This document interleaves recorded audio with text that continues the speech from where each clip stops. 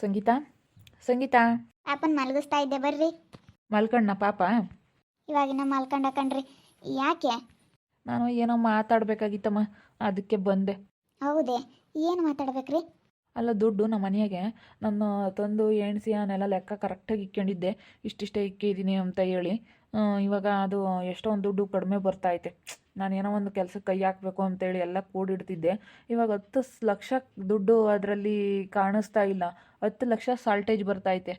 ನಾನೇನಕ್ಕೆ ಬೇರೆ ಕೆಲಸಕ್ಕೆ ಕೂಡಿಡ್ತಿದ್ದೆ ಸಂಗೀತ, ಅದು ಇವಾಗ ಕಾಣಿಸ್ತಾ ಇಲ್ಲ ಅಂತಂದರೆ ನಮ್ಮ ಮನೆಗೆ ಯಾರು ತಗೊಂಡೋಗಿದ್ದಾರೆ ಅಂತಲೇ ಗೊತ್ತಾಗ್ತಾ ಇಲ್ಲ ನನಗೆ. ಅದಕ್ಕೆ ನನಗೆ ಬೇಜಾರಾಯಿತು. ಅದಕ್ಕೆ ನಿನ್ನ ಹತ್ರ ಹೇಳ್ಕೊಳ್ಳೋಣ ಅಂತ ಬಂದೆ. ಯಾರು ತಗೊಂಡೋಗಿದ್ದಾರೆ ಅಂತ ಗೊತ್ತಿಲ್ಲ. 10 ಲಕ್ಷ? ಅಯ್ಯೋ ದೇವ್ರೆ, 10 ಲಕ್ಷ ದುಡ್ಡು ಸಾಲ್ಟೇಜ್ ಅಂತಂದ್ರೆ ಏನು ಹೇಳ್ತಾ ಇದ್ರಾ? ಏನಾಯ್ತು? ಏನಾಯಿತು ಅಂತ ಹೇಳೋಣ. ನನಗೆ ಗೊತ್ತಿದ್ರೆ ಏನಾಗೈತೆ ಅಂತೇಳಿ ನಾನು ಯಾಕೆ ಹೇಳ್ತಿದ್ದೆ ಹೇಳು. ಏನಾಯ್ತೋ ಗೊತ್ತಿಲ್ಲ. ನಾನು ಏನೋ ಒಂದು ಕೆಲಸಕ್ಕೆ ಕೈ ಹಾಕಿದ್ದೆ. ಅದೊಂದು ಸ್ವಲ್ಪ ನನಗೆ ಎಲ್ಪ್ ಆಗ್ತಿತ್ತು ಅಮೌಂಟ್ ಇದ್ದಿದ್ರೆ. ಅದಕ್ಕೆ ಮನೆಗೆ ಇಟ್ಕೊಂಡ್ಲೇಬಾರ್ದು ಅನಿಸುತ್ತೆ ಅಲ್ವಾ ದುಡ್ಡು ಅಮೌಂಟ. ಅಯ್ಯೋ, ಇವಾಗ ಹೆಂಗೆ ಮಾಡೋಣಪ್ಪ ಅನ್ನಿಸ್ತೈತೆ. 10 ಲಕ್ಷ ಅಮೌಂಟ್ ಏನಾಯಿತು ಅನ್ನೋದೇ ಗೊತ್ತಿಲ್ಲ. ಕಷ್ಟಪಟ್ಟು ದುಡ್ದಿರೋ ದುಡ್ಡು ಎಷ್ಟು ವರ್ಷದಿಂದನ ಹಾಗೇ ಕೂಡಿ ಇಟ್ಕೊಂಡಿದ್ದೆ. ಮನೆ ಕಟ್ಟಿದ್ದೆಲ್ಲ ಆದಮೇಲೆ ನಾನು ಏನಾದ್ರೂ ಸ್ವಲ್ಪ ಜಮೀನು ಮಾಡ್ಕೋಬೇಕು ಅಂತ ನಾನು ತುಂಬ ಆಸೆಗಿದ್ದೆ. ಅದು ಎಲ್ಲೋ ಒಂದು 2 ಎಕರೆ ಹೊಲ ತಗೊಳ್ಳೋಣ ಅಂತ ಇದ್ದೆ. ಯಾರೋ ಹೇಳಿದ್ರು ತಗೊಳ್ಳೋಣ ಅಂತ. ಇವಾಗೆಲ್ಲ ನೋಡ್ತೀನಿ ಅದರಲ್ಲಿ 10 ಲಕ್ಷ ಸಾಲ್ಟೇಜ್ ಬರ್ತೈತೆ. ಅದಕ್ಕೆ ಅದು ಏನಾಗೈತೆ ಅಂತ ಗೊತ್ತಿಲ್ಲ ಕಣೆ.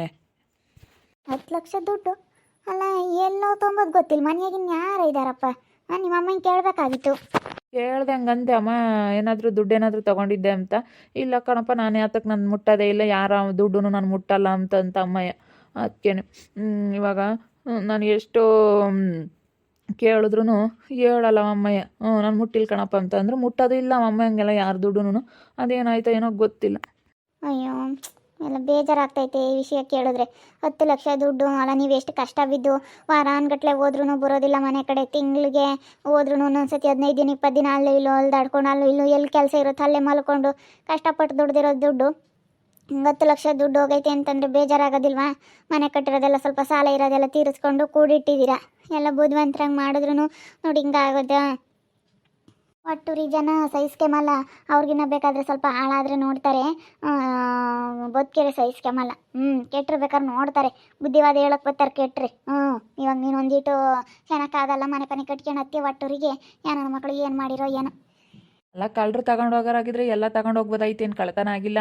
ಅದು ಏನಾಗೈತೆ ಅಂತ ನಮ್ಮ ಅಮ್ಮಗೆ ಕೇಳಿದ್ರೆ ನಮ್ಮ ಅಮ್ಮ ನನಗೆ ಗೊತ್ತೇ ಇಲ್ಲ ಅಂತ ಹೇಳ್ತೈತೆ. ನಾನು ಏನಕನ ತಾಂಡಿದ್ದೀನ ಅಂತ ನನಗೆ. ಯಾಕಮ್ಮ ಸಂಗೀತ ಹಿಂಗೆ ಮಾತಾಡ್ತೀರಾ? 10 ಲಕ್ಷ ದುಡ್ಡು ಮನೆಗೆ ಇಕ್ಕಿತ್ತಾಗೆ ಕಾಣಿಸ್ತಾ ಇಲ್ಲ ಅಂತ ಕಂಡೋಡಮ್ಮ. ಅದಕ್ಕೇ ಏನಾಯ್ತೋ ಏನೋ ಅಂತ ಹೇಳಿ ನೋಡ್ತಾ ಇದ್ದಾರೆ. ನಂದು 10 ಲಕ್ಷ ದುಡ್ಡು ಕಾಣಿಸ್ತಾ ಇಲ್ಲ. ಇವರು ಒಂದು 2 ಎಕರೆ ಹೊಲ ತಗೋಬೇಕು. ಹೊಲ ತಗೊಂಡ್ರು ಬೋರ್ ಹಾಕ್ಸ್ಬಿಟ್ಟು ಅಡಿಕೆ ಗಿಡ ಏನಾದರೂ ಮಾಡೋಣ ಅಂತ ಹೇಳಿ, ಏನಾದರೂ ಮಾಡ್ಕೊಳಕ್ಕೆ ಚೆನ್ನಾಗಿರುತ್ತೆ ನಮಗೂ. ಹೊಲ ಒಂದು 2 ಎಕರೆ ಹೊಲ ತಗೊಳ್ಳೋಣ ಅಂತ ನೋಡೋಕ್ಕೆ ಕೂಡಿಕೊಂಡಿದ್ರಂತೆ. ಅದಕ್ಕೆ ಇವಾಗ ಕಾಣಿಸ್ತಾ ಇಲ್ಲ ಅಂತ ಹೇಳಿ ಹೇಳ್ತಿದ್ರು. ನಿಮ್ಮ ಅಮ್ಮಯ್ಯನ ಏನೇಂದ್ರು ನಂಬೇಡವು. ಆಲೆನೇ ಅಂತಾಗಿ ಮುನಂತಾಗಿ ಸೇನಕೈದಾಳಿ. ಆಲೆ ನಿಮ್ಮ ತಮ್ಮಂತಾಗಿ ಸೆನಕೈದಾಳು ಕಣಪ್ಪ ರಾಜಪ್ಪ. ಆಲೇನಿ ಸೆನಕೈದಾಳೆ. ನಿಮ್ಮ ಅಮ್ಮಯ್ಯನ ಏನೇ ಅಂದ್ರೂ ನಂಬಾರ್ದು. ನಮ್ಮ ಅಮ್ಮ ಹಂಗೆಲ್ಲ ಮುಟ್ಟಲ್ಲ ಕಣತ್ತೆ. ಮುಟ್ಲಿಲ್ಲ ಅಂತ ಅಂದ್ರೂ ಅವನು ಒಂದಿಟ್ಟು ಕಟ್ಕೊಂಬ್ಲಿ ಹಾಕ್ಯಂಪಂತೆ. ಮನೆ ಪನೆ ಕಟ್ಕೊಂಬ್ತಿರೋದು ಅವನು. ದುಡ್ಡು ಇರಲಿಲ್ವಂತೆ, ಎಲ್ಲ ಕುಡಿಕೊಂಡು ಕಟ್ಕೊಂಬ್ತಾ ಇದ್ದಾನೆ ಅಂತೇಳಿ ಮಾತಾಡೋರು. ಏನಂತ ಕೊಟ್ಟಿರ್ಬೋದೇನೋ. ನಿಮ್ಮ ಅಮ್ಮ ಇನ್ನೊಂದ್ಸತಿ ಕೇಳು. ಕೊಟ್ಟವಳು ಇವ್ರ ಅಮ್ಮಯ್ಯ ಕರೆದು. ಇವಾಗ ಸಂಗೀತಮ್ಮನೂ ಇಲ್ವಲ್ಲ, ಅದಕ್ಕೇನೆ ಕೊಟ್ಟವಳು ಎಲ್ಲಾನ. ಕೊಟ್ಟಿರಬೇಕು ಸಾಮಾನ್ಯ. ಕೇವಳು ನಿಮ್ಮ ಅಮ್ಮಯ್ಯನ ಕೊಟ್ಟಿರ್ತಾಳೆ. ಅವನ ಅಕ್ಕೆ ಮತ್ತೆ ಅವ್ನು ಯಾತು ಇಲ್ಲೋಡು, ಕೈಯಾಗೆ ಯಾತಿರಲಿಲ್ಲ. ನಾನು ಬೇಸ್ಮಟ ಮಾಡಿ ಬಿಟ್ಟಿದ್ದ. ಕೈಯಾಗ 1 ರೂಪಾಯಿ ದುಡ್ಡಿರಲಿಲ್ಲ. ನನ್ನ ಅಮ್ಮಯ್ಯ ಕೊಟ್ಟವಳೆ. ನಿಮ್ಮ ಅಮ್ಮಯ್ಯ ಕೊಟ್ಟವಳು ಕಣಪ್ಪ. ಕೊಟ್ಟವಳೆ. ಬೇಕಾದ್ರೆ ನಾನು ಏನಂದಿದ್ದೆ ಅನ್ನುವಂತೆ ಕೇಳು ಬೇಕಾರೆ. ನಿಮ್ಮ ಅಮ್ಮಯಿಂದ ಇತ್ತು ಕೆಲಸ. ಈಗ ಕಳ್ಳರು ಕಳ್ತನ ಮಾಡಕ್ಕೆ ಬಂದರಾಗಿದೆ. 10 ಲಕ್ಷ ತಗೊಂಡದೇ ಹೋಗಾರಿ. ಓಟು ಬಾಸ್ಕೊಂಡು ಹೋಗಾರು. ಯಾತಕ್ಕೆ ಬಿಡ್ತಾರೆ ಹೇಳಿ ಕಳ್ಳರು? ಓಟು ತಗೊಂಡೋಗಾರು. ಅದೇ ಗೊತ್ತಾಗ್ದಂಗೆ ಒಂದೊಂದಾಗೆ 55,000 ತಗೊಂಡೈತೆ. ಹಂಗೆ ನಾನು ಒಂದು 2-3 ತಕ ಇಕ್ಕಿದ್ದೆ. ನಾನು ಅದ್ರಾಗ ಒಂದು 50,000 ಇದ್ರಾಗ ಒಂದು 50,000 ಗೊತ್ತಾಗಲ್ಲ ಅಂತ ಅಂದ್ಕೊಂಡೈತಿಲ್ಲ, ನನಗೆ ಗೊತ್ತಿಲ್ಲ ಅಂತೇಳಿ. ನಾನು ಇವತ್ತೆಲ್ಲ ಲೆಕ್ಕಾಚಾರ ಮಾಡ್ತೀನಿ. 10 ಲಕ್ಷ ಸಾಲ್ಟೇಜ್ ಬರುತ್ತಲ್ಲ, ನಾನು ಅಂದ್ಕೊಂಡಿರೋದು ಅಂದಾಜೆ ಬೇರೆ. ಇದು ಯಾಕಪ್ಪ ಇಷ್ಟೊಂದು ಸಾಲ್ಟೇಜ್ ಬರ್ತಾಯಿದೆ ಅಂತೇಳಿ ಇವಾಗ ನೋಡ್ತಾ ಇದ್ದೀನಿ. ಹಂಗಾದ್ರೆ ಇದು ಪಕ್ಕ ನಿಮ್ಮ ಅಮ್ಮಯಿಂದ ಕೆಲಸ ಅನಿಸುತ್ತೆ. ಅದಕ್ಕೆ ಅವನು ಮನೆ ಕಟ್ತಾ ಇರೋದು. ನನ್ನ ಕೈಯಾಗೆ ಅವನೇನೇನು ಕೆಲ್ಸಕ್ಕೆ ಹೋಗಲ್ಲ ಏನಿಲ್ಲ. ಅದು ಯಾವುದೋ ಸ್ವಲ್ಪ ಒಂದಿಷ್ಟು ಪೆಟ್ಟಿಗೆ ಅಂಗಡಿ ಮಾಡ್ಕೊಂಡವನಿ. ಆದರೆ ಇಷ್ಟೊಂದು ಅವನು ಈಗ ಸುಮ್ಮನೆ ಕಾಣ್ದಿಲ್ಲದ ಮಾತಾಡಬಾರ್ದು ಅಮ್ಮಂಗೆ ಆಗುತ್ತೆ. ಆದರೆ ಹಿಂಗೆ 10 ಲಕ್ಷ ದುಡ್ಡು ಕಳ್ತನ ಐತೆ ಅಂದರೆ ಅದಕ್ಕೆ ನಿಮ್ಮ ಅಮ್ಮಯ್ಯ ಏನೋ ಮಾಡೈತಿ. ಅಷ್ಟೇ, ನೀನು ನಾನು ಬಂದಿಲ್ಲ ಮನೆಗೆ, ಇರೋದೇ ನಿಮ್ಮ ಅಮ್ಮಯ್ಯ. ಬಿಡು, ಅವನು ಕಟ್ಕೊಂಬ್ಲಿ, ಇವನು ಕಟ್ಕೊಂಡಿದ್ದಾನೆ ಅಂತ ಹೇಳಿ ಏನೋ ಗೋಲ್ಮಾಲ್ ಮಾಡೈತಿ ನಿಮ್ಮ ಅಮ್ಮಯ್ಯ. ನಿಮ್ಮ ಅಮ್ಮಯಿಂದ ಎಲ್ಲನ. ಮತ್ತೆ ಅಯ್ಯೋ ಅಂತ ಯಾಕೆ ಉಳಿಸಲ್ಲ ಅವನು. ಅಯ್ಯೋ 500 ರೂಪಾಯಿ ಬಂದರೆ ಮಜಾ ಮಾಡ್ತಾನೆ ಅವನು ಒಂಥರ ಹಂಗೆ. ಅವ್ರು ಒಂದು 1000 ರೂಪಾಯಿ ಬಂದೈತೆ ಅಂದ್ರೆ ಅವ್ರು ಗಂಡ ಹೆಂಡ್ತಿ ಹಿಡಿಯೋಕ್ಕಲ್ಲ. ನಾನು ಅಲ್ಲಿ ನೋಡೈನಿ. ಅದು ಅವ್ರದ್ದೇನೆ. ನೀವು ಕೊಟ್ಟಿರೋ ದುಡ್ಡೇನೆ ಅದು. ಅದೇ ನನಗೆ ಅದೇ ಅನ್ನಿಸ್ತು. ನಾನು ಹೆಂಗೆ ಕೇಳೋಣ ಅಂತ ಹೇಳಿ ಅದಕ್ಕೆ ಫಸ್ಟ್ ಸಂಗೀತಗೆ ಹೇಳೋಣ ಅಂತ ಬಂದೆ. ಅಮ್ಮನೇ ಕೊಟ್ಟಿರ್ಬೇಕೆಲ್ಲ ಸಾಮಾನ್ಯನ, ಅವನಿಗೆ ಬಿಡು ಹೋಗ್ಲಿ ಅಂತ ಹೇಳಿ ಅವನಿಗೂ ಕೊಟ್ಟಿರಬೇಕು. ಪಾಪ ಮನೆ ಇಲ್ಲ, ಕಟ್ಕೊಂಬ್ಲಿ ಅಂತ ಹೇಳಿ ಕೊಟ್ಟಿರ್ಬೇಕು ಅವನಿಗೆ. ನಿಮ್ಮ ಅಮ್ಮ ಇನ್ನೊಂದ್ಸತಿ ಕೇಳಪ್ಪ. ಹಿಂಗೆ ಯಾರ ಇದ್ದಾರೆ ಹೇಳಿ ಮನೆಯಾಗೆ, ನೀನೇ ಒಂದ್ಸತಿ ಕೇಳು. ಹಿಂಗೆ ಏನಾನ ಕೊಟ್ಟಿದ್ದೇನಮ್ಮ ಅಂತ ಹೇಳಿ 10 ಲಕ್ಷ ದುಡ್ಡು ಕಾಣ್ತಿಲ್ಲ ಅಂತ ಹೇಳಿ ಕೇಳು ಅಷ್ಟೇ. ಆಮೇಲೆ ತೀರಾನ ಏನಂಬುತ್ತೆ ನೋಡೋಣ. ಕೇಳಿದೆ, ಅದಕ್ಕೆ ನಾನು ನೋಡಿಲ್ಲಪ್ಪ ಅಂತಂತು. ನಾನು ಯಾತಕ್ಕೆ ತಮ್ಮನಪ್ಪ, ನಾನು ನೋಡಿಲ್ಲ, ನಾನೇನು ನಿನ್ನ ದುಡ್ಡು ಎಲ್ಲಿ ಇಕ್ಕಿದ್ದೋ ಏನು, ನಾನು ಅದನ್ನೇ ನೋಡಲ್ಲಪ್ಪ, ನಾನೇನು ನೋಡಲ್ಲ ಅಂತ ಹೇಳಿ ಹೇಳ್ತಿತ್ತು. ಇಲ್ಲ ಇಲ್ಲ ಇಲ್ಲ, ನಿಮ್ಮ ಅಮ್ಮನೇ ಇತ್ತು ಕೆಲಸ. ನಿಮ್ಮ ಅಮ್ಮನೇ ಕೊಟ್ಟಿರೋದು. ಅವನಿಗೆ ಕೊಟ್ಟೈತೆ ಬಿಡು. ಅವನಿಗೆ ಮನೆ ಇಲ್ಲ, ಅವ್ನು ಕಟ್ಕೊಂಬ್ಲಿ, ಇವಂಗ ಅಷ್ಟು ದೊಡ್ಡ ಮನೆ ಕಟ್ತಾ ಅಂತ ಹೇಳಿ ಅವನಿಗೆ ಕೊಟ್ಟಿರೋದು ನಿಮ್ಮ ಅಮ್ಮಯ್ಯ. ನಿಮ್ಮ ಅಮ್ಮಯಿಂದ ಇತ್ತು ಕೆಲಸ. ನೀನು ಒಂದೇ ತೆಗಿ ಇಕ್ಬಿಡೋದು. ಅಷ್ಟೊಂದು ದುಡ್ಡು ಮನೆಯಕ್ಕೆ ಹಾಕ್ತಂದು ಇಕ್ಕಿದ್ದೆ, ಎಲ್ಲನ ಇಕ್ಕಬೇಕಾ ಗೊತ್ತಾಗಲ್ಲ.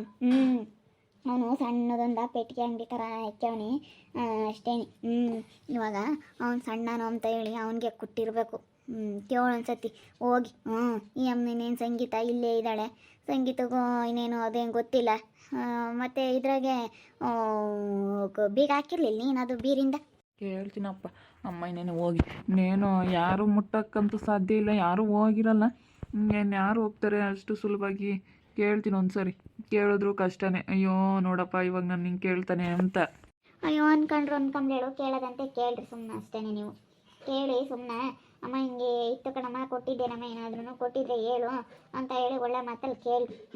ಅವ್ರಿಗೂ ಈಗ ಮಕ್ಕಳು ಅವರು ಚೆನ್ನಾಗಾಗೋರು, ಇವರು ಚೆನ್ನಾಗಾಗಲಿ ಎಂಬುದು ಆಸೆ ಇರುತ್ತಲ್ಲ, ಅದಕ್ಕೆ ಕೊಟ್ಟಿರ್ಬೋದು.